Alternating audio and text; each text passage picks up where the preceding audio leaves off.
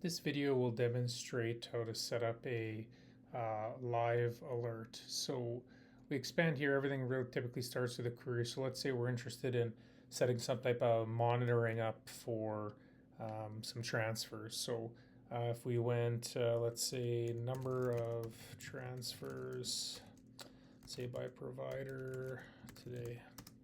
Okay, and then we just get a lay of the land about the providers, how many transfers are actually happening here. So let's just shoot for this one here. So it'll grab the 38,000 odd transfers happening.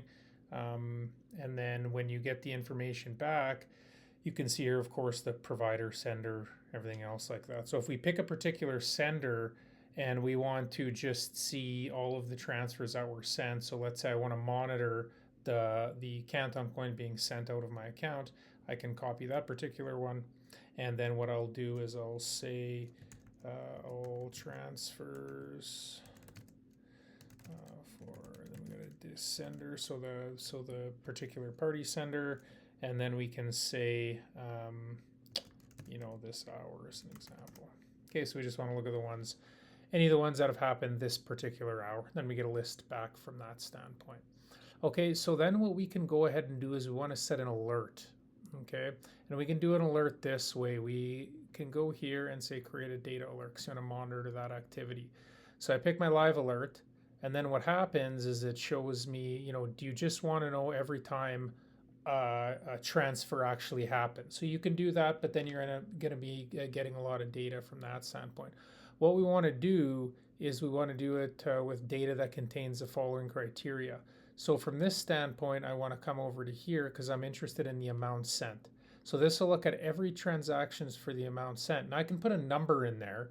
So if I know particularly there's a threshold of say 250 Canton coin or 1,000 Canton coin, I can put that in here as a number. And then anytime it breaches that, I will get notified with that information. But where things really become powerful is you can get another list and compare it to a column in the list, or you can do the results of another query.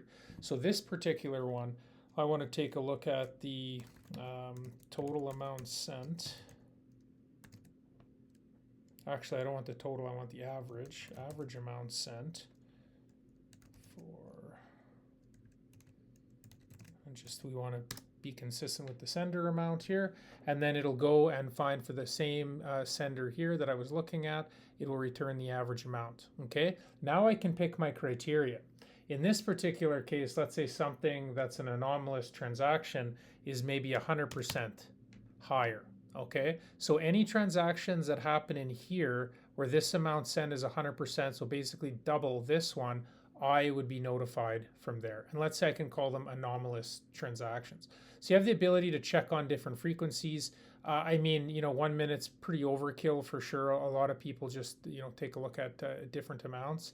And then you can also pick if you just want to be notified, once a day or every time new data is detected. So of course we want to know every time new data is detected, and then of course pick the time zone you're in. All the data, of course, is in UTC time. This is just scheduling, the time that it's actually checking from there. And then we move on from here, and we can call this anomalous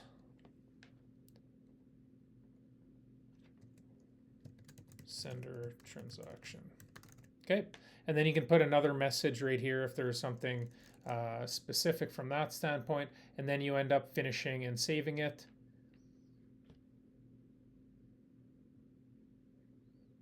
And then once that's saved, you'll be able to see it here in your My Alerts. So I'm subscribed to some of the main alerts here, and then you'll also see them here as well, amongst the other ones that I've done from here. And you also have the ability to edit these settings as well from that standpoint.